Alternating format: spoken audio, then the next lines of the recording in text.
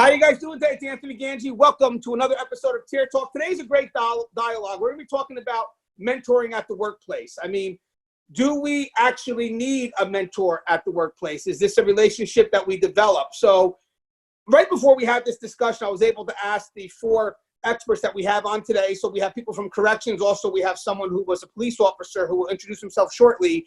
And we all agreed that we all had mentors. And guys, this is a profession that's very hard. So obviously when we come into this profession, we're vulnerable. So we look to learn.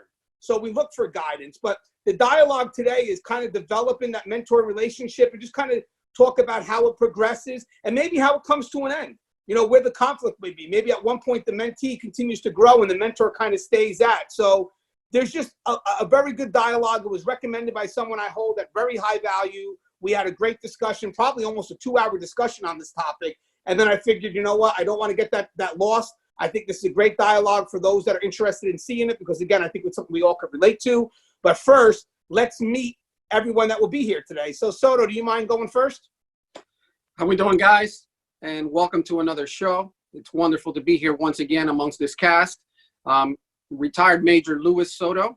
I am also a Rutgers professor. I've been teaching there since 2016. And recently, now that I work for a company, a large company, nationwide company, that deals with re-entry and same things, inmates and parolees. I'm happy to announce that I just got promoted to Regional Fire Safety Manager in the region of the Bronx, well, actually New York, New Jersey, Pennsylvania, and based out of Boca Raton. So if I ever want to move to Florida, I already got a job. So welcome, and I'm more than happy to be here and talk about this topic. Louis, always a pleasure to have you come on the show, by the way. I know you're going through a lot. So thank you for taking the time. And my heart and prayers goes out to your staff. I know you guys are dealing with some losses right now. So I want you to know that your staff is in our prayers as well. And again, keep going through the battle. But thank you for coming on the show today. I greatly appreciate you. Connie, do you mind introducing yourself to our audience? Sure. Hi, my name is Connie Aline. I am the founder and president of the Civilian Corrections Academy.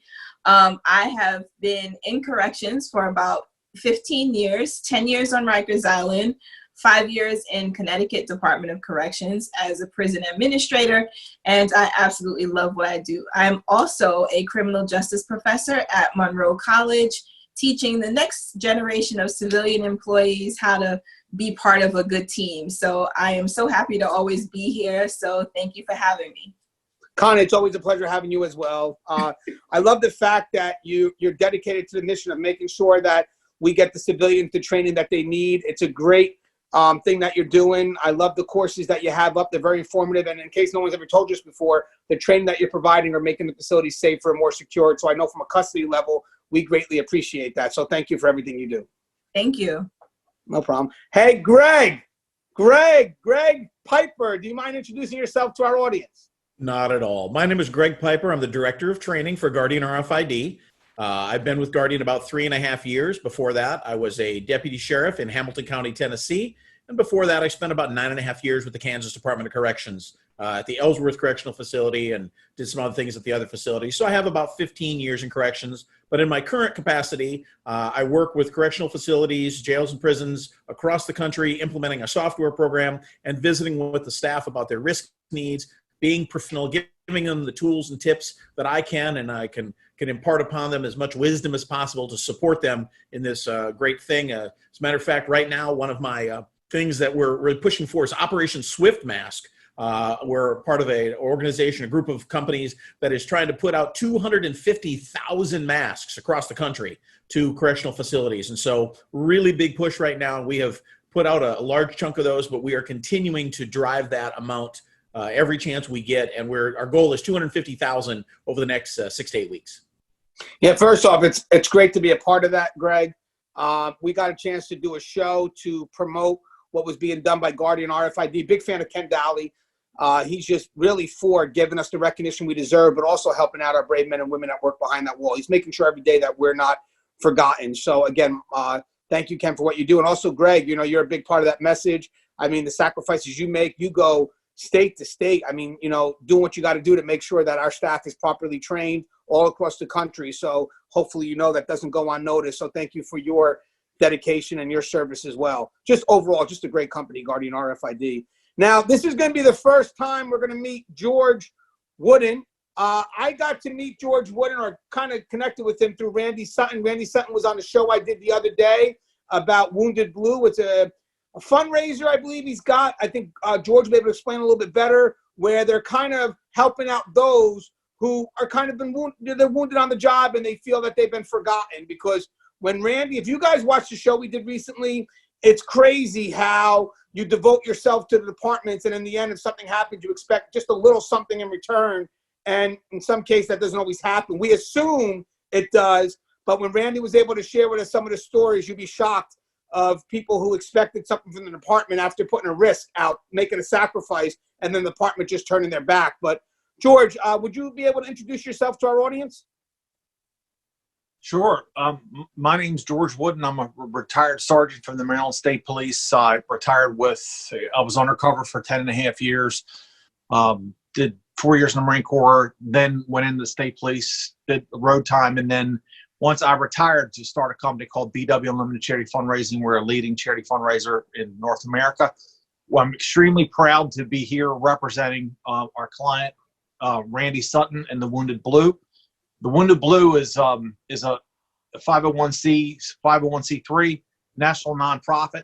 They help wounded officers, as Anthony was saying. They help wounded officers, corrections, first responders who are dealing with PTSD injuries that, exactly like Anthony said, have been either forgotten by their department, and that's happening nationwide.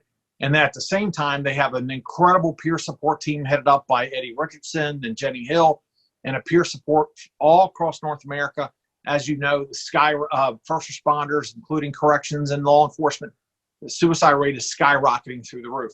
So how we were talking, Anthony was talking about, we have an event coming up. It's the largest event for all of us, all of our brothers and sisters, corrections, law enforcement, first responders, called the Brothers in Blue Bash Las Vegas on October 17th at the UNLV, at the Cox Pavilion. It will be the largest event gathering of our family in the nation in 2020. So it's going to be an incredible event. We were already halfway sold out. It's going to be absolutely outstanding. Yeah, I'm actually excited for this because lately we've been kind of blessed, because I feel that a lot of police, a lot of other agencies that are in law enforcement are starting to elevate corrections to that level. And just to be able to be invited to an event like that, to sit at table, break some bread, that's a big thing for us, because it's never happened for us before. What do you got, George? I want to say something. I honestly feel like I'm in a crowd of rock stars with you guys, because listen, at least we have the chance to run, right? You guys, I have nightmares about doing your job. I can't imagine the stress of being locked down. At least I can run away from them, or we could do, you guys go in and lock yourselves down. Yeah, exactly. We could drive, right? You guys go in, lock yourself down inside the tiger cage. I don't get it. And listen. Wow. I want you to know the love goes both ways, because there's a lot of people that got into corrections because they aspire to be police, but for whatever reason, they wind up settling in corrections. And they just kind of were brought into that, I have that respect for law enforcement. And then when they're in corrections, they really start to realize that, you know what? Corrections is a great field. It's not a stepping stone, and it's actually a great partnership that we have with the other law enforcement agencies to complete that circle. So always remind people that corrections is a noble enough field to stand on its own, but to also share that same light. So you're giving us an opportunity for that. You're giving us an opportunity to break bread and, share with the stories, and just for once, get the recognition, and that's what we need. We just need recognition, so people just have a respect for what we do. And I think this is a great way to put us out into that spotlight. Now, guys, if you haven't, the show Tier Talks for you, brave men and women that work in corrections. So please subscribe, interact, engage, comment, hit that bell. That bell's going to notify you every time I post a video. And don't forget, guys, this ending, because I see Connie smiling, well, stay for the complete ending on this show, because Connie is going to deliver us exactly what I said. Yes, she will. So stay for the ending. If anything, if that's what you care to see, then you can fast forward to the ending, because I think it's going to be pretty funny. Okay, guys, we're going to go to our sponsor. When we come back, we're going to discuss mentoring in our profession. And we can actually title it, mentoring in the law enforcement profession, corrections and police. Stand by. I wanted to attend a university that had an intelligence program. I wanted to look at problems different. I wanted to increase my critical thinking abilities. AMU offered those avenues to expand. Obtaining your degree as an adult, you're actually paying yourself and investing in yourself. You can't put a dollar on it, it's priceless. It's something that can never be taken away from you. American Military University. Learn from the leader. Guys, inmate manipulation is a course that is highly needed. It's the process that's so slow moving and subtle that you don't realize it's happening. When inmates choose to manipulate, they manipulate our need to react. Situational awareness and insight is going to save your career. It's going to save you from doing foolish things. Listen to your gut. So the more insight we have, the more we can recognize what isn't so overt, and we can correct our behavior before we fall into a trap that we can't get out of. If you allow an inmate to pull you out of your prescribed role, you are opening up a door for a host of problems. Inmate manipulation, the psychology behind inmate manipulation. Available now. Link in description.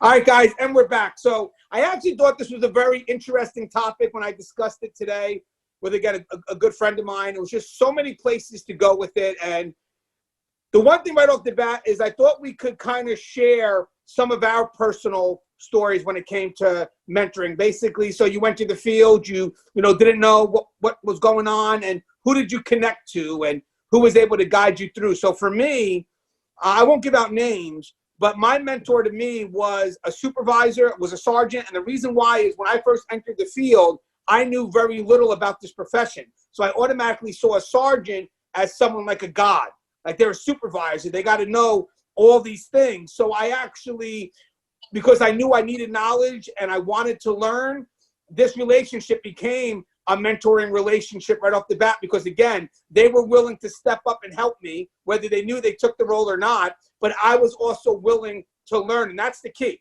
because you have some people that come in nowadays that are just arrogant. They just think they know everything. And what they don't realize is they're missing the biggest opportunity for growth and development. But for me, again, and I'll go to Soto next, is my initial impression of this profession, I was lost.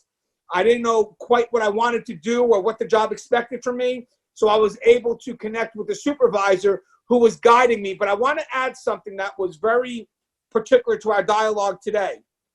The reason why I knew that this person was a mentor for me is because even though I may have been lost somewhat in the profession, I had a direction.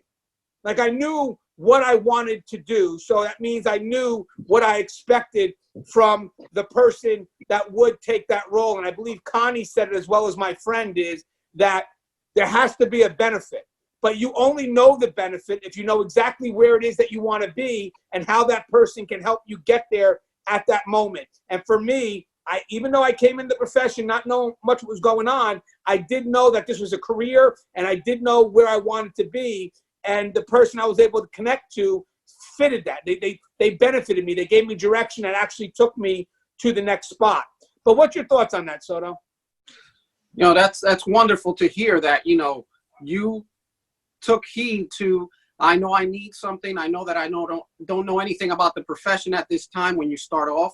I was just the exact same way. I took this job at a very early age. I was 19 going on to 20 years old when I started in this profession. Coming right out of college, I was a freshman at Montclair State. And I decided to take the job. And unfortunately at that time, back in the, way back when, we didn't go straight to the academy. You had to go to work. You got like a week worth of, like an orientation. Here's your voucher for your uniform and go to work. So unfortunately, if I can say this, my first mentors were actually inmates. I learned my job from inmates, believe it or not. I was given a set of keys. I relieved an individual that was happy to see me to get there and relieve them because they were used to doing doubles and getting mandatory. So they were happy to see me. But as soon as they saw me, they gave me the keys, said, good luck, I'll see you tomorrow. And I didn't know what to do.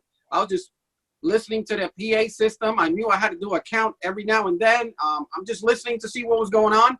And actually inmates were showing me, hey, that key is for that closet so I can get the mop so I can get out here and clean. It wasn't until later on that I got to the academy, actually a year later. And we're glad that we don't do that anymore, that we send people to the academy first now to get that basis. And then they go on. And when we talk about mentorship, we actually have someone when you get there, whether it be a training officer or a police officer is going to be your riding partner. That's the person that you kind of latch onto and formally actually have a mentorship or a relationship with to learn the ropes.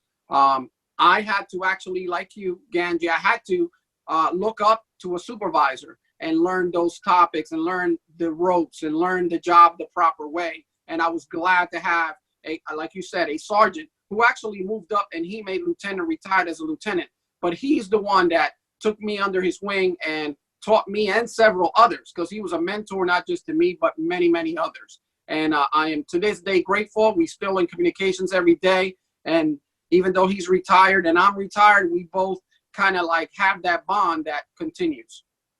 Well, you mentioned something very good. I don't want to make sure we cover this, is that when we're at the beginning of this profession, we're very vulnerable. And because we need information, some of us may be forced to go to the population because they're not well received by staff. And I always tell people, I don't like that sink or swim. You know, when you have rookies that are coming in and they don't understand what's going on, they really want that attention from you. They need help. And this is a great time to cultivate them. I don't see why you would want to let them go somewhere else when you can get actively involved and help in their development, because at the end, they're going to be helping you. That's the person that's going to have your back. But you're right. I mean, there are times when you first come into this profession where it's like, you know what? I don't know what to do. And then when you look to the left and right, if you don't find that support from staff, sometimes out of desperation, you may go to the population because you're desperate for an answer, something. And I think we've all know what that feeling's like. Now, hopefully at that time, we have staff that supports us. But one of my stories about manipulation actually discussed that, where the need for information, you're stuck in an ambiguous situation. You look to those around you. You know, who can give me the information? But the key here is that we tend to go to people that we respect the most to give us that information. Now, if I have an officer that just cuts me off, that has the chance to cultivate me and just kind of cuts me off, you're abandoning me, you know, on an island. And eventually I wind up going to the people who I feel can give me knowledge. But having said that, I don't have the discretion to know if that knowledge is good or bad. Okay, so Connie, what's your thoughts too, Connie, about developing a mentor relationship? Did you have a mentor at all? So I did. I mean, interesting enough is that when I started working on Rikers, I mean, aside from just not knowing anything, I knew that I didn't know anything. So I think the uncertainty of what I was doing when I stepped into work made me kind of look for people. Like, is there somebody who's willing to kind of put me under their wing and make sure like I'm kind of protected here? Because I knew enough of the horrible stories of things that happen, and I didn't want that to happen to myself. And so, unfortunately, when it comes to like civilian roles, if you step in as a health services manager, that means the other person is already gone. So you don't really have someone else who can say, let me show you what you need to do. And so in that, I ended up being partnered, almost working directly with custody leadership, who they were like, all right, let me help you out. And I mean, granted, it was really an opportunity where they could have probably gotten me to do anything because I didn't know right from wrong. But they really just said, okay, so here's some things you want to be aware of. Here's what you want to be looking at. This how you want to look at it, because everything is open to interpretation. So you might think you know what you're doing, but they're like, yeah, no, not so much, Connie. But I think for me, the benefit was going in, one, knowing that I needed support, and two, also being able to receive that report, not that support. Like, so being coachable, being able to take what they're giving me and make it work in the context that I was working in. Because certainly health services and custody is different. But I think that's really the goodness, because mentors are the people who are kind of able to oversee your career. They can oversee the development of your career. And those are people that saw things in me that I didn't see in myself. And I appreciate them for that, for being able to say, look at how good you are with details. This is how this could be used in different roles. I wasn't thinking I was going to be in corrections for more than 1 year. I'm still here, you know? And so I'm thankful for those people who were able to kind of see, picking little pieces of like stuff that I brought to the table that I didn't think was really of value because I didn't have the safety and security side. But then I think because they knew I wanted it, they taught me it. Like there was stuff that like, I was like, why do I need to know this? And they really just gave me like all this goodness that I was like, I would have never known this had I never partnered with custody, because other civilian employees that I talked to was like, oh, you don't need to know that. That's not important. But it turned out to be really important over the life of my career. Well, what's great about you is you knew, I think, that once you get into this, you knew that this was going to be a career at one point. And you mentioned something that I want to explore after we talk to Greg and George about how we define a mentor, because I think it's a personal definition. I think it, you know, I got the general definition from yourself, Connie, also as my good friend of mine, that said there's got to be a benefit, but the benefit's kind of subjective. So basically understanding what that mentor means to you, understanding what you're looking for, you need to have a destination. You know, you can't be blind. You have to have an idea of what it is that you want with this career. And then the people that are giving you advice, once you know what it is that you want with the career, now they may start stepping into the role as being a mentor, because now there's a way to cultivate the growth. But at the very beginning, like, you know, when I'm new and I'm trying to figure out what to do, I would say it's more advice being given to me. But then when I start figuring out, like, this is the direction I want to take, this is where I want to be, now the people I interact with may be at a deeper level in regards to the profession. We're talking specifically about the profession. Hey, Greg, just out of curiosity, Greg, what about your time in the profession? Do you have any mentor? What do they mean to you? Well, you know, unlike Soto, I got into corrections a little later in life. I had a couple other careers. I had done some other things. So I was a little older when I got into corrections. And my first mentor was in a different profession. This particular person hired me to be a fast-track me. They wanted to promote me to a manager position. And one of the very first things they told me was, fake it till you make it. And basically what that meant was, act like you're in the position you want to be in.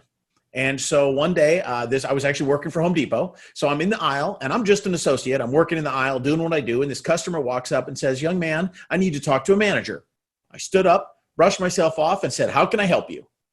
And we walked through the store and I answered her problems and I never once told her I was the manager, but I never once told her I wasn't the manager.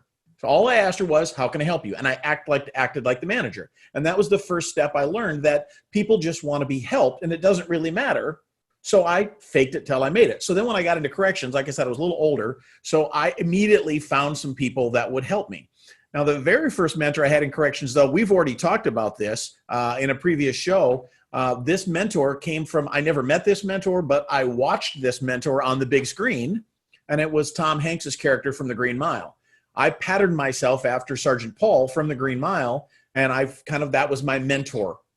And then as I got into the facility, I actually met a married couple who'd been in corrections for a long time. He was a captain. She was a unit team manager. And I thought what a great combo they were. And between the two of them, I watched and learned both sides of the house from them, but the custody side and the security side, and just followed and learned and gleaned from them everything I could. So the role of mentor in my life, as I went through previous to corrections and corrections, has changed and shifted as I worked my way up, as I went from security over to custody, back to security, and as I worked my way through. Then as I went to deputy sheriff, of course, that was a different ball of wax because that was more law enforcement tilted, and I had to find a new mentor. Of course, it was across the country as well. So I think what Connie and Soto both pointed it out, that it has to do with the fact that as we grow, we outgrow those people in those positions, but we give back to them because they feel empowered. They've grown us up. They've hatched us along. And then when we reach the ceiling, we reach for another mentor unless we're comfortable in the role we've reached. And then you basically have topped yourself out, and then you start to reach back and help those who are wanting to grow into the same role that you have.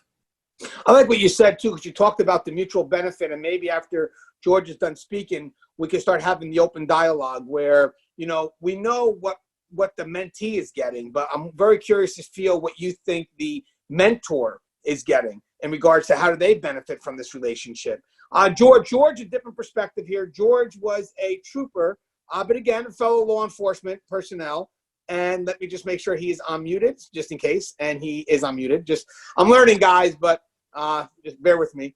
But, you know, obviously it may be a little bit different, but the point is the profession that we do share a lot of similarities. But George, how was it? Did you have a mentor? Did you have someone that you related to?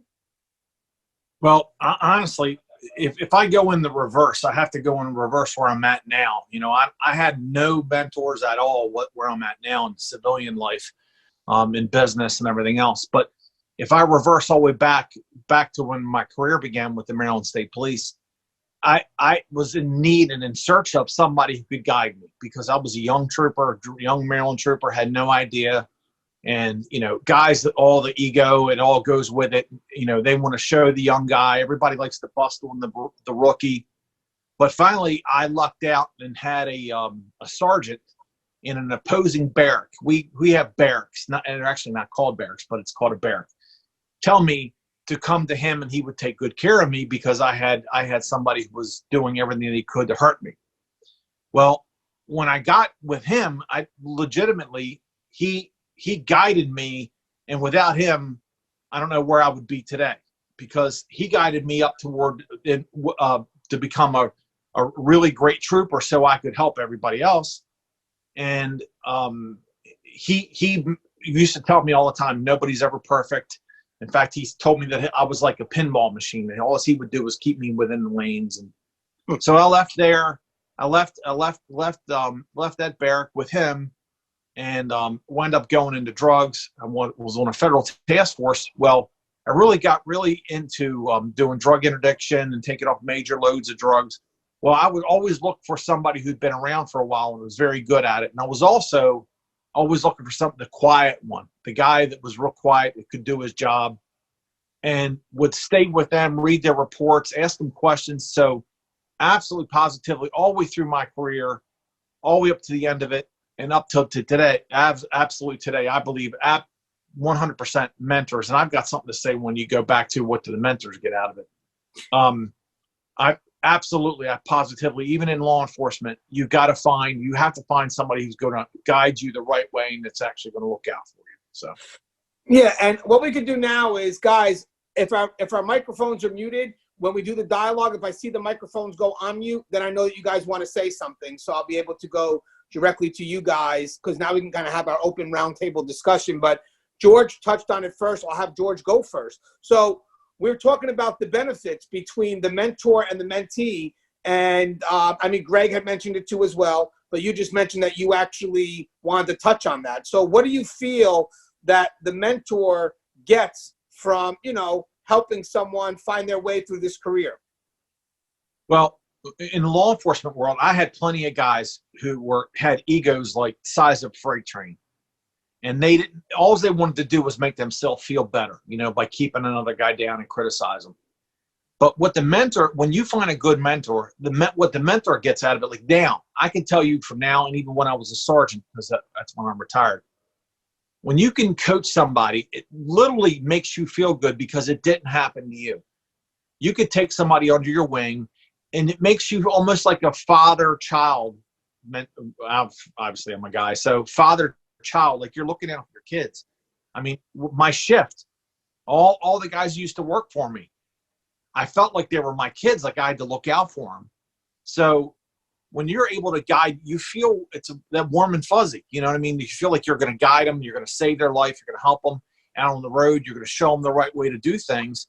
And it's pride. It makes you feel pride in the job, makes you feel pride in the people, the kids, or whoever you're mentoring or you're supervising. If you're looking at it as a mentorship, a lot of people look at it as a supervisor. It's a difference between a supervisor and a leader. Leaders are mentors. So you really get a element out of it that you're able to help somebody. Right, and you said fulfillment, correct? Because the audio went in and out, but you said you get a fulfillment, Yeah. correct? You're fulfilled. You feel fulfilled, right? You know, before we go to Soto, I want to touch on something you said with the fulfillment. I believe the people that choose to help others through their career, there's also a need for them. I didn't realize it until I was put into the role of being a mentor. But then it's funny because as I traveled up, I really didn't really know how much I had to offer until this person asked me questions that I felt very comfortable in answering. But the cool thing is I didn't just answer the questions, I followed up because I was so concerned about the advice I'm giving for the first time that I want to make sure that my advice is correct. But the feeling of being needed, I can't explain. For me, that's what it was. For me, there was a fulfillment, like you mentioned. Like I felt needed, I felt wanted, and that motivated me to, you know, do what I could, do the best I could. And if I gave that person bad advice, I'm going to take a hit on that myself, as if it was me taking that advice. What's your thoughts on that, Soto, about what mentors get from it? Well, you know what? I agree with George totally. I was taking notes before I wanted to come on. And the first thing I wrote of one of the things that I was going to say that the mentor gets out of it is the feeling of a proud father. You know what I mean? You are proud.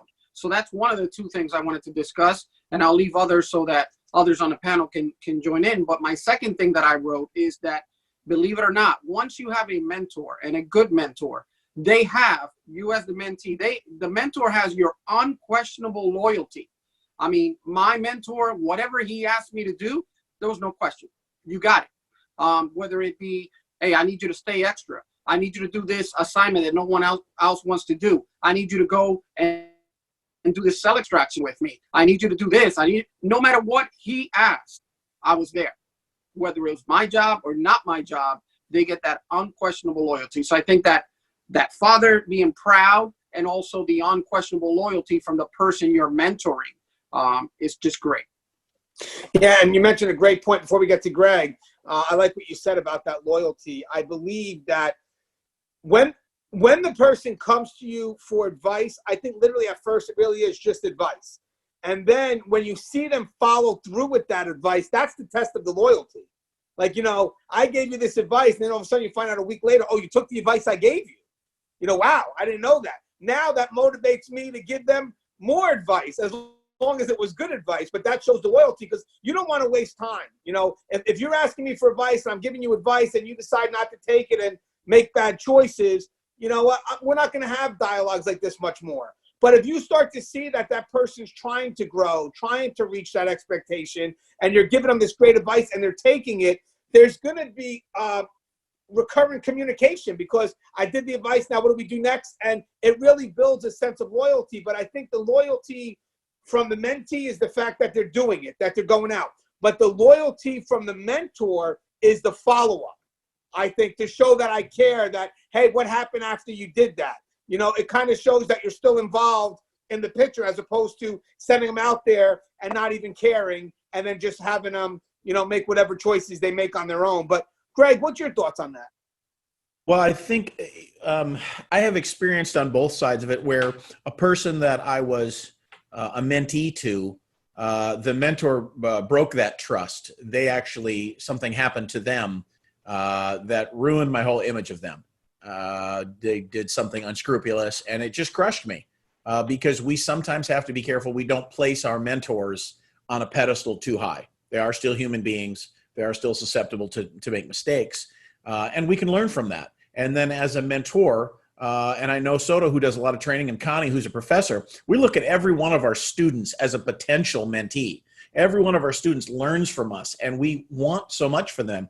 And then as you watch them fall off and lose the passion, lose the drive, it hurts. But I think as a mentor, the original question was, what do I as a mentor get out of it to mentor somebody? Well, I am so passionate about this field of corrections and law enforcement that I want to mentor somebody so that we can continue this brotherhood and sisterhood, this family, this high expectations, this high level of professionalism, because I want to carry on and continue to increase the reputation of corrections, not decrease. And I'm tired of watching, people get chosen as mentors who just, I'm going to say it, who just, and you can bleep me if you want, half-ass their way through their career, and then they just get followed because they've been around so long. No, we want to raise that bar. And the only way to do that is to mentor as many people as we can around us, and to increase the reputation of our profession. Yeah, and by the way, I agree with you 100%. Obviously, you have to have people that want to be put in that position, because that's where the devotion comes in. I mean, I used to think that even with training officers, if you partner a training officer with someone that wants to learn, there is no greater, beauty than that, because now you have this dialogue going both ways where, someone wants to learn, being taught by someone that wants to teach. It's amazing. And I'm assuming for people that are looking for that mentor, again, that guidance in their career, they want to learn. And the last thing you want to do is, partner them up with somebody who just doesn't really care. They're just more about themselves. Now, for Connie, I just want to, because we didn't get your, your dialogue on this. What's your thoughts on? Let me unmute it. I got you. I got your back, Connie. I got your back. Don't you worry about that. I got you. But what's your thoughts on what the mentor benefits out of a relationship between them and their mentee? So, I think I have to agree with the fact that there's this sense of fulfillment that you feel when you're able to take all that you've experienced and make a difference in someone else's life or someone else's career, for that matter. You knew what it felt like when you stepped into the role and you didn't know anything. You knew what it felt like to feel like uncertain about all of your decisions, or to feel, that level of vulnerability when you actually had to go ask someone because you just didn't know. Whatever the power dynamic that may have existed or didn't, what that felt like. So the fact that someone would come to you and ask you to be a mentor, I think that in of itself is an acknowledgement that there's something you bring to the table that person really admires, or they may actually be trying to model their career after yours and you don't even know that. But I think as like the mentor, you have to know that you're standing in the gap as an advisor. You're also like this protector, right? Because the person comes to you really being vulnerable, like, listen, I really need help. And they're kind of letting their hair down, right? Because they're letting you see a side of them that in the profession, we usually don't show. We don't show that we don't have the knowledge that we need to be most effective, right? And so what they also, I think, are bringing to the table is that your mentor is the person that you're trusting to help develop you. You're trusting that mentor can kind of see 10 steps down the road, and that mentor is giving you some of the developmental guidance that you need in order to get there, So I don't know. For me, I think being a mentor is a great thing. I enjoy my mentees. I have 2 people that I mentor right now. And really for me, it's one being, I appreciate being their sounding board, because they come to me, oh my God, look what's going on. How am I supposed to fix it? And so we get to kind of troubleshoot, and we get to work through things together. And it also, I think, as the mentor, allows me to see things from other perspectives. Because sometimes I think we're so focused, and this is how we've done things, and we kind of drive in that direction. And here comes like this brand new person that's like this, they're fresh eyes, and they're like, oh, but we could do da-da-da-da-da. And you're like, oh, great. But if you had not had that interaction, you wouldn't even know as the person who'd already been doing it. So I feel like mentor, mentee, there's definitely a benefit on both ends. Right. Obviously, I agree. I think that if you meet someone that's new to the profession or new to a position, they're going to want to know information. And, maybe they don't have a direction. They have an idea of what they want. And that's kind of where the mentor comes in and provides that direction. Now, this is probably going to be something very interesting. I'll start with Greg. This is kind of like a tough line to talk, to kind of cross, but obviously, if a lot of us may look at the supervisors as our mentors, because I know I did at first, because I view the supervisor as, wow, that's where I want to be. That's one thing. So the destination I had in mind was where they're at now. So they're in perfect position to mentor me because they've achieved that position. But also they're a supervisor in a profession I know very little about at this time. So therefore, they have information that I need.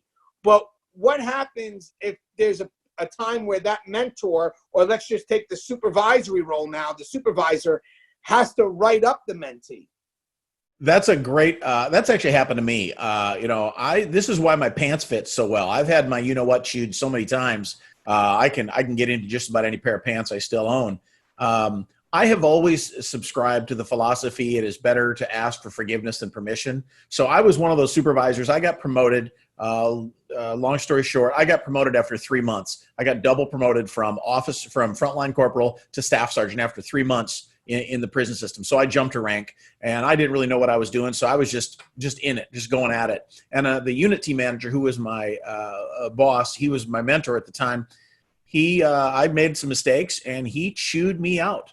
And it helped me so much because I respected him for allowing me to be broken so I could be rebuilt. That's kind of the role of a mentor, is to, I was not in the military, so I can't speak to this, but to break someone down and then rebuild them is kind of one of the things they do. In martial arts, we have a sensei or an instructor who does that to us. So I think it is critical that a mentor does break us down once in a while, does challenge us, and just correct those behaviors in a positive way. But sometimes it means a butt chewing to get us to grow and break out of our shell and get out of our own way, if you will. Right. And Louis, I'll go to you first, because obviously you as a major, you've been there before. But how do you make a discipline seem constructive, at least at the first, when we first get discipline, I would like to think that discipline is constructive at first, because discipline really is, you have to learn, let's do what we can do. But eventually, if the person's just not learning, discipline becomes more of, okay, man, now you're becoming a risk. Now there's going to have to be some serious, consequences to the behavior. So how are you able as a mentor, if you have to discipline an employee, how do you make that as constructive as possible so the employee who's being mentee is willing to accept the discipline as personal growth? Well, I guess fortunately or unfortunately, whichever way you want to see it, I've had much experience in this aspect of discipline. And reason being is, as you move up through the ranks, whether you be sergeant, lieutenant, major, now up in the administrative process, I've had to deal with disciplining my subordinates. But you have to understand the process. We always work with progressive discipline, right? That's how every single department has done it, seen it. That's how we operate. So that before you get to that point where you have to discipline someone, you've not only enumerated what the task is, what you expect of them, what you want them to do, and given them the tools, which is the most important part, of how to get those goals accomplished. Once you do that and you're mentoring and you're guiding them the right way, and they choose not to do it that way, that you have had your sit downs with them, you've had your verbal meetings with them, you've done everything, your coaching, you've done all that. You've done that before you get to that first initial formal discipline, right? And all of us have, at one point or another, have someone chewed us out, if that's what you want to call it. Exactly what Greg went through is what I went through, what most people do, because I would rather, call you on to, hey, why did you do this? And if we call it a chewing out, well, that's what you call it. But I'd rather get chewed out by my sergeant, lieutenant, captain than get a write-up, get written up, get disciplined, because I know what they don't want to do that. But if they have to, they have the authority and the value of making it a learning experience. So I've had so many people come in that I've had to discipline, but the discipline itself is explained. And this is why you're getting this. I've given you many opportunities. And just because I'm disciplining you now doesn't mean I stop being your mentor or that I stop guiding you. I'm going to continue because this is a learning experience. I don't want you to continue down this path. And I'm going to help you to fix this, whatever it is. And I've had people leave, trust me, my office actually thanking me. And I go like, wow, you're thanking me. And I just gave you discipline. I just gave you a verbal or written reprimand, and it happens more often than not.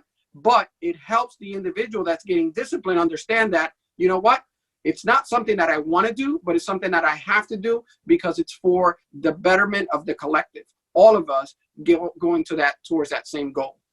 Well, it's great that you said that. Before we get to George, I saw Connie nodding her head a few times on some of the stuff that you were saying. So what was it, Connie, that you were in agreement with? So I'm in agreement for sure with, once you give a discipline, really being transparent and communicating sort of the why, because I think your role is to challenge folks and in a positive way. So like sometimes, you see people doing things, and if it gets to the point where there's a discipline, it's having open dialogue about it. And I find that people are much more appreciative when they know exactly why, and they know that they now have some tips on how to do better.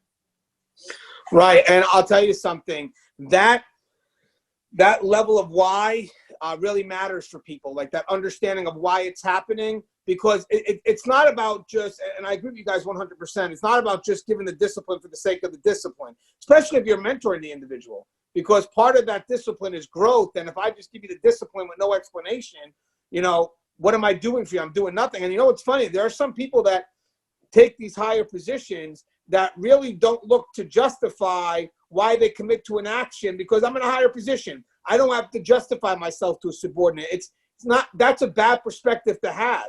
Understanding, giving that employee a level of understanding is what helps increase morale. It also helps that employee better themselves, because we do want to make that discipline a learning experience. Now, I'm sure, and I'll have George comment on this, so I'm going to unmute George real quick. I'm sure George has probably dealt with supervisors who discipline just for the sake of discipline, because they're not doing it to learn, they're doing it more for covering their own ass. Well, yeah, I have to tell you, they're not only they're covering their own ass, but I want to, because while I was thinking, my mind was going a million miles an hour, because the new law enforcement, now I have to tell you that my famous saying is law enforcement eats their own young. And this goes back when I first started. First off, I'm a lot older than all of you in the room, so I just want to say. So when I first became a trooper, yeah, thanks, Tony.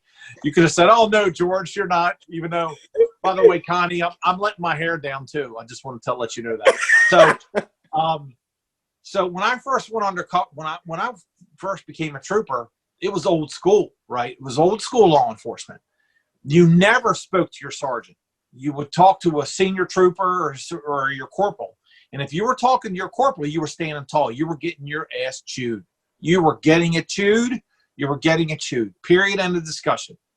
If they called you to the barrack, you knew you were getting chewed.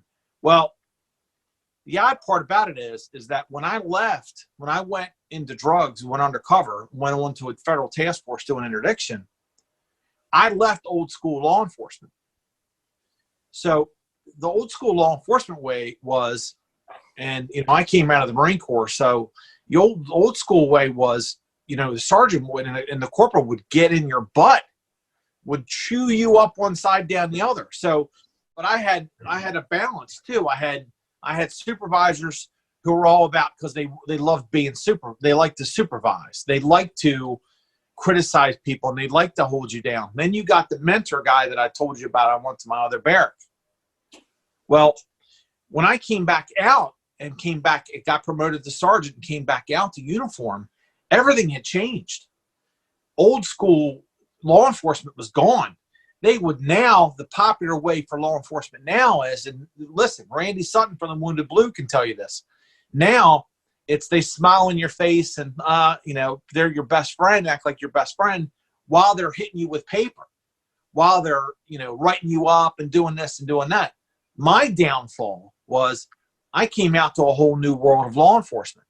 So when one of my troopers would do something wrong, I would take them back in the conference room. And as soon as that conference room door would click shut, I'd grab them by their Kevlar vest and do a Marine Corps drill instructor in their face, screaming and yelling at them, correct them, because that's what my father did to me. That's what the old school law enforcement did. They would chew your butt when you walked out of the conference room. It was all forgotten. We would mess with them a little bit, run them around, doing things like that. But the problem is it changed. Now law enforcement is into covering their butt, because that's all you see in the news. Now everybody's about covering their butt. The whole thing now is the agency, the police departments lean down on their supervisors. And it's all about covering the agency. But the problem is the old school law enforcement, guys like Randy Sutton from the Wounded Blue, from Vegas PD, the old school law enforcement, those guys are gone. They're aged out. Guys like me, we're aged out. So it's this whole new thing. There is no more brotherhood. It's all about everybody getting the other person, getting one on top, getting promoted or cover. I'm going to make sure I'm covered so I'm not up for liability, or I'm not going to get sued, or I'm going to put it on you. Because if I put it on you now because there's a complaint or something else, then it takes the blame and puts back on you. So that's what law enforcement is going through. And I came back, like I said, came from an old school way where we would jump their butt, chew them up one side, down the other. But everything has changed. It's 2020 now. And you could see it in the news. And you could see in the news, in the news and on the internet, how many police officers are getting wrote up. And it's because it's changed. So. You know, I believe we also deal with that in corrections as well. I believe, you know, there used to be these dialogues you can have and, you know, it'd be done. But now, unfortunately, there are people that are just quick to, when you get promoted, the first thing is that you take responsibility for other people's actions. And a lot of people aren't willing. They want the money, they want the higher position, but then when they realize they have to take responsibility for that position, then what happens here is you start to see them backpedaling, and that's where instead of them actually trying to communicate with their subordinates, what they wind up doing is they look to write things on paper because it's like, well, if I wrote them up, that protects me, I'm good, and now the employee's left stranded on an island. I noticed that Soto was also nodding his head. What hopefully you agree with what we're saying, or you have another perspective? No, I totally agree with some of the ever-changing populace and how we deal with our subordinates at this time, but I still can't stray away from the real mentorship relationship with the mentee. That's what our show is about, and I'm going towards one more thing that we do for our mentees that actually develops them, and it helps the rest of other people that are watching, and that's holding the person accountable, right? That's what we need to do. If you have a great employee that comes in every day and they do their job, they don't get as many attaboys because most of the time as supervisors, we spend our time with our problem children, right? And then you forget to give that good worker the attaboy. Hey, you're doing a great job. You're doing your job the way you're supposed to. So, but that particular person, not only do they want an attaboy every now and then, a pat on the back every now and then, you're doing a great job every now and then from their supervisors, but they all want to see that everyone is being held accountable for their part. And if you don't hold that person or that problem child accountable, or even your mentee who's doing a great job, just because I'm your mentor doesn't mean I'm going to baby you. It means I'm going to guide you. But at the end of the day, I want to hold you accountable for the work that needs to be done. And that helps morale because everyone else says, hey, he's being held accountable just like I'm being held accountable. The problem arises when you don't hold people accountable, right? That good employee now says, why should I come in 5 minutes early and get through the metal detector on time and be on post and all of this when everybody else does it and they don't get in trouble or they don't get held accountable? So it's very important that we do that for our mentees. Yeah, and I agree 100%. As long as, I guess when we were talking about the supervisors, I realized there are going to be some supervisors that write up people with a smile on their face because they're able to separate themselves from that employee.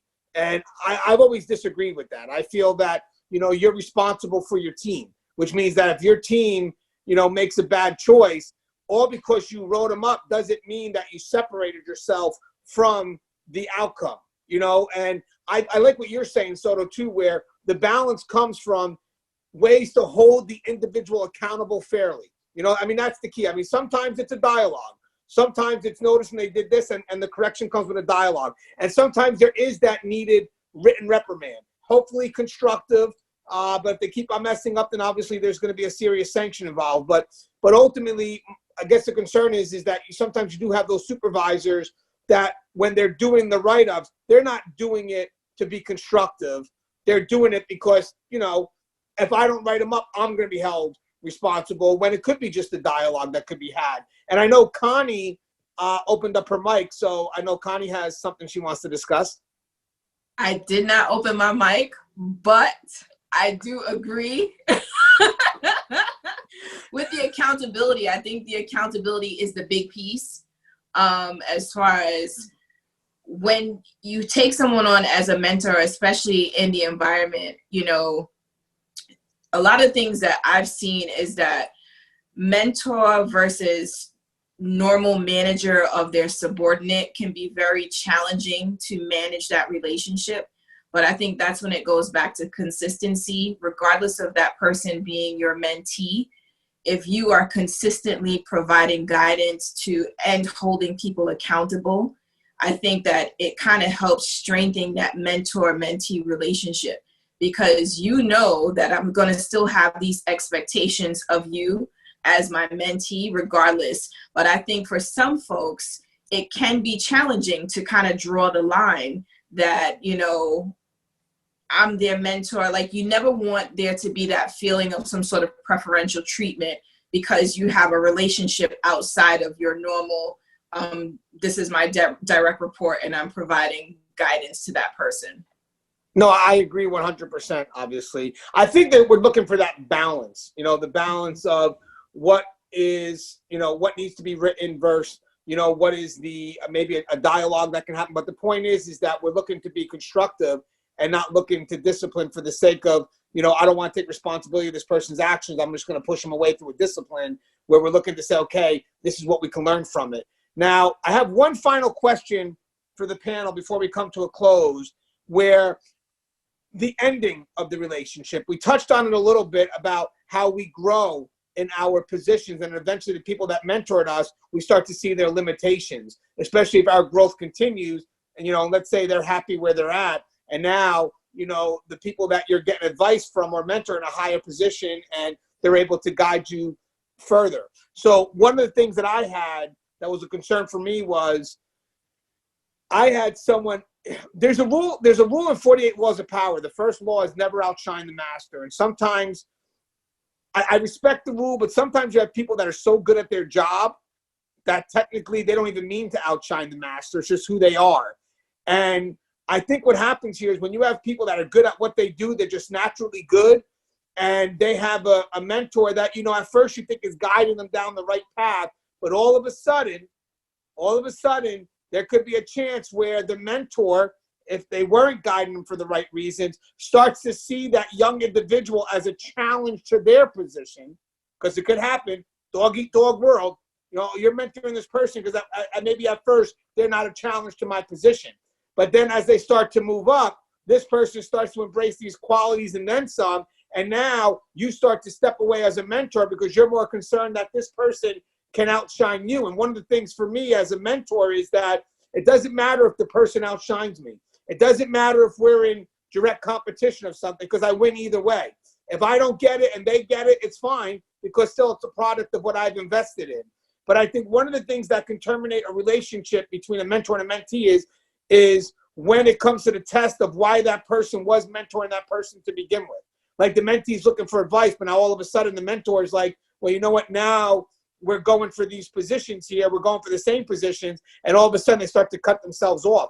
Also, when mentors don't like to challenge the mentee, there's going to be times in a career where, you know, there could be a chance for that mentee to step up, and the mentor will do whatever they can because maybe they don't want that mentee to be exposed to people that may really find out who that person is. Like, so I hope I'm saying this right, but sometimes what happens here, I feel sometimes there could be mentors who, I don't want to call them mentors, but they could see someone that's great. And then once they start to see that person has the potential to be really great, they start to hide that individual from potential opportunities in the guise that they're mentoring them, in the guise that you're not ready for this. Well, you're only saying I'm not ready. Why? It's because maybe the next position is yours. Maybe the next position I see Connie laughing. So, but I think there's some truth to that. And on the other note for me, before I go to, I'll go to Greg first, is when I started moving up in the field, the people that I look back as mentors, I always have the respect. Don't get me wrong, I do. But I'm talking about professional mentors, not life mentors. And when I look back, I start to see the limitations of that position, which was great because it got me to the next position. But as you start to move higher up, you know, you may relate to different people who can help you better. You still have that respect for that original mentor, but the relationship of that mentor-mentee may have to come to an end because you outgrew them. You know, you moved past the initial position where they were the most qualified to help. But what's your thoughts on that, Greg? Well, I think your initial point, and I'll start with the last one and then go to the first one.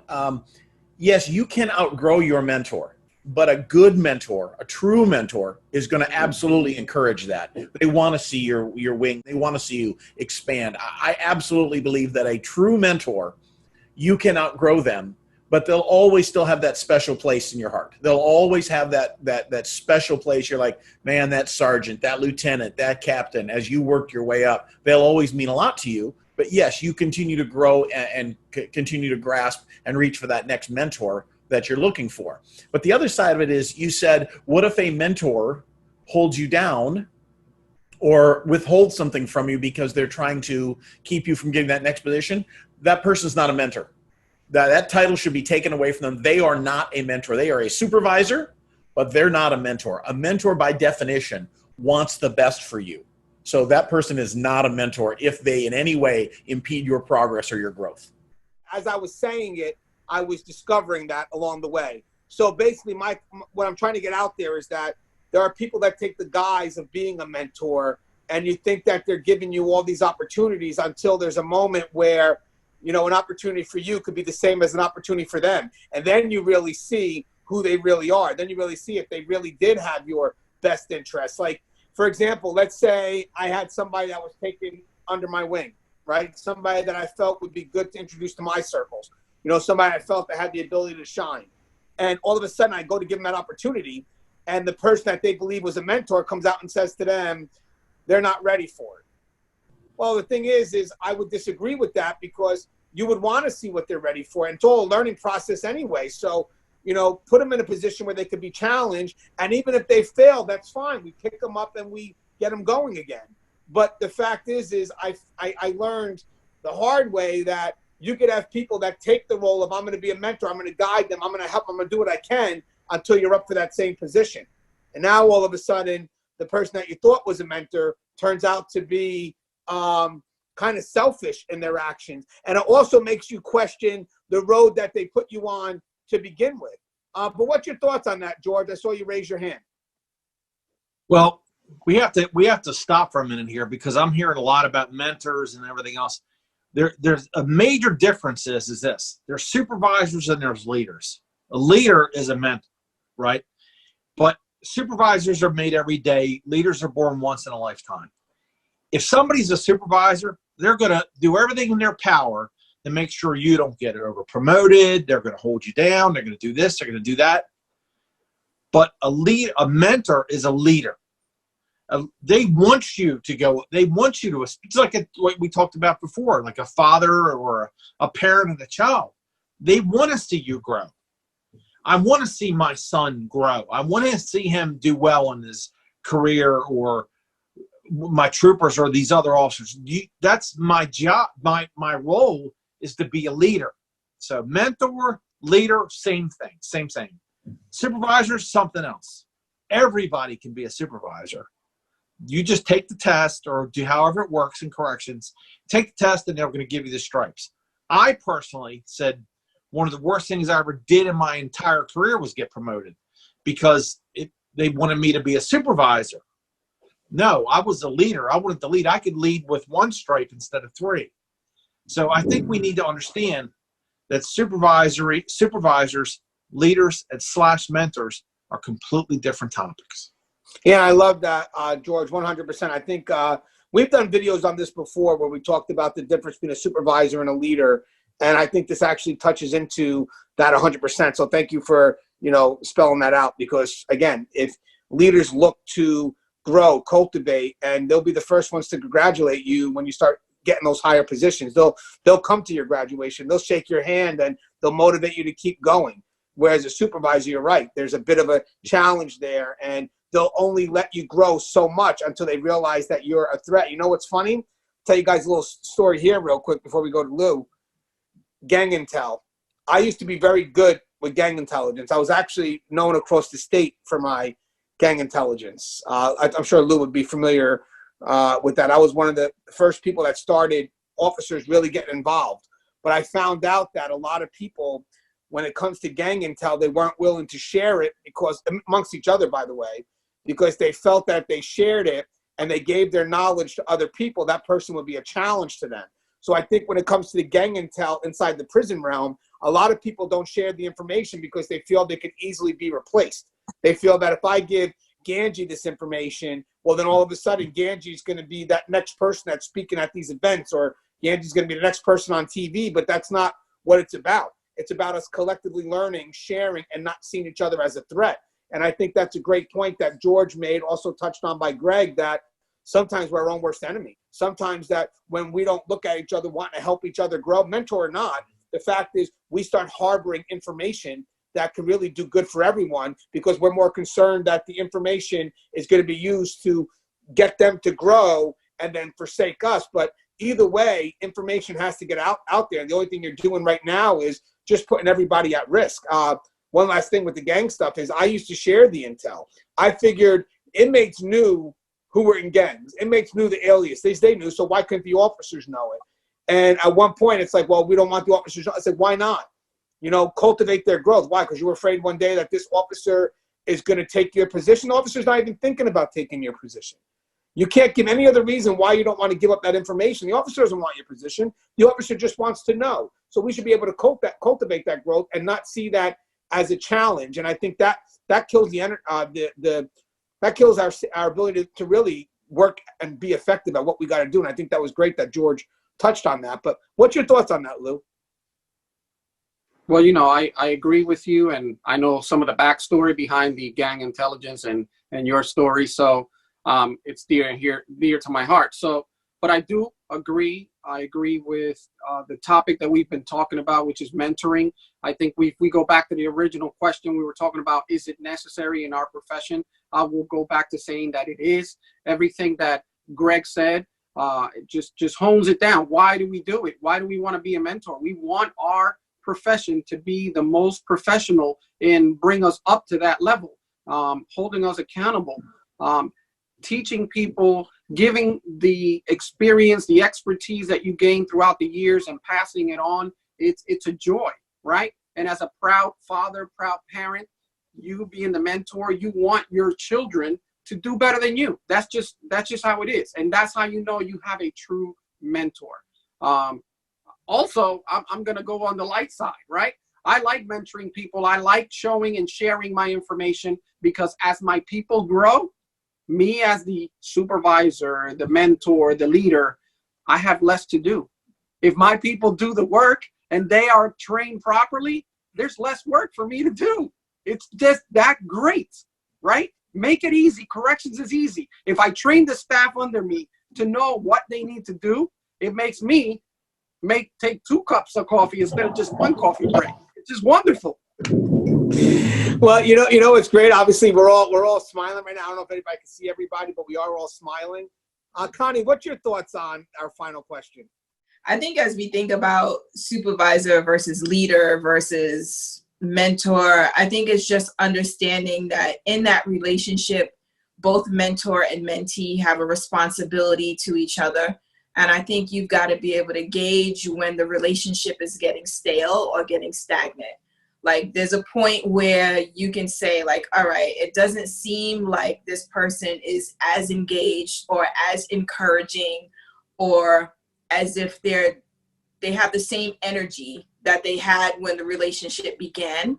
And I think that's the point at which you can say, maybe you've outgrown that relationship and it's time for you to go on to find someone else because it's just time. And I think when we can come to a point where we're mature enough to kind of just say, you know, thank you so much for your support and like move on, as opposed to there being like bad feelings or harsh feelings or whatever. Because at the end of the day, you still want to maintain that relationship. You don't want to burn bridges unnecessarily.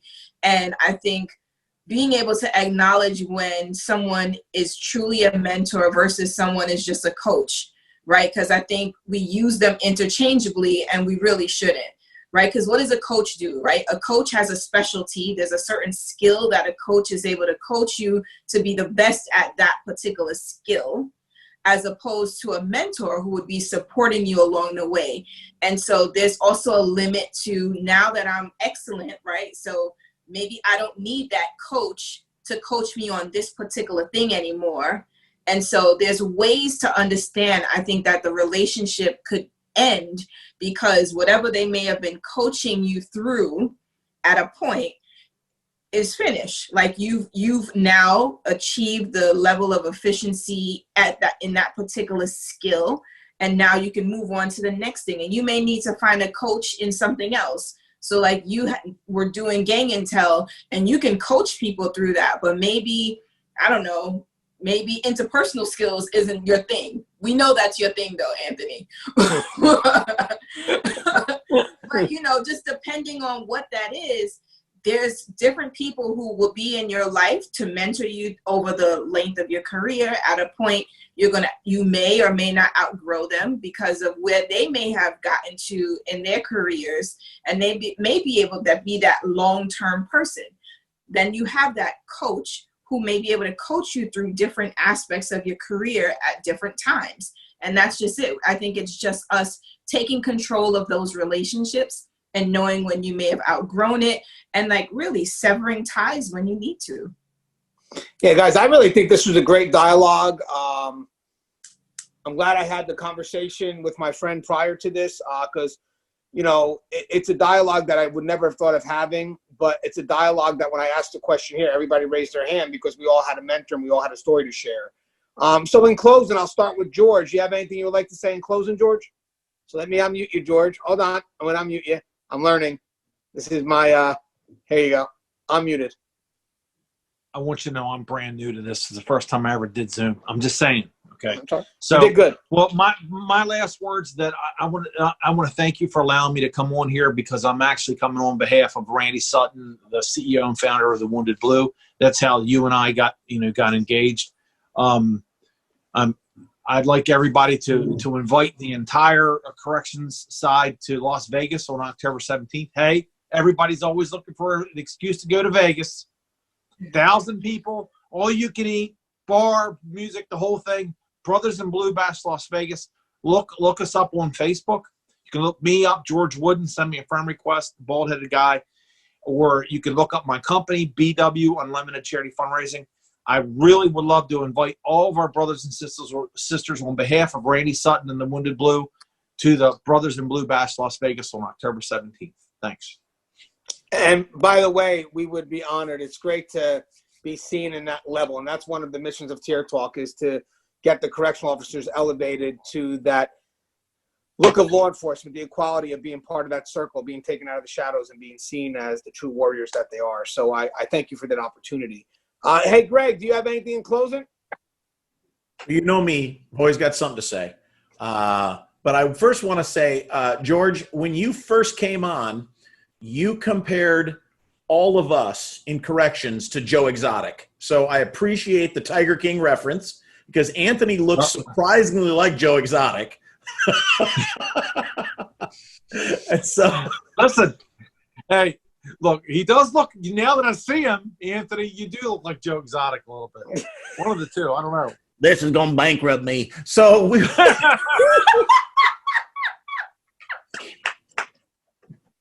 So, oh my God. But I do want to thank George for including corrections because as I do travel the country, I do meet a lot of officers in corrections who feel like the stepchild. We do feel like we are neglected and we have been downtrodden. When an officer, especially as a deputy sheriff, when you're working in the jail, you get promoted to the road. And then when you get in trouble on the road, the sheriff may demote you where? back to the jail. So there is that feeling sometimes of the corrections gets the downside, or gets the side eye, if you will. So I appreciate being included in that, because we do have a difficult job. I don't want to say that we're any better or more important than our brothers and sisters on the road, because without them, we wouldn't have a safe community. So it's a give and take, and it definitely is a symbiotic relationship. So, but I just appreciate George, and I definitely am very interested in backing the Blue, and I definitely want to go to Vegas. So I would love to be a part of that. And just thanks again, Tony, for having us all on, and make sure that we are still in the middle of this crazy time. So make sure everybody gets their team home safe. Yeah, and Greg, thank you for coming on. Obviously, a big fan of Guardian, RFID, and Ken Dowley. I see, George, you have a question? No, not a question. Everybody keeps talking like law enforcement is like trying to bring us up. Guys, you have to understand, we are all even. We're all part of the same line.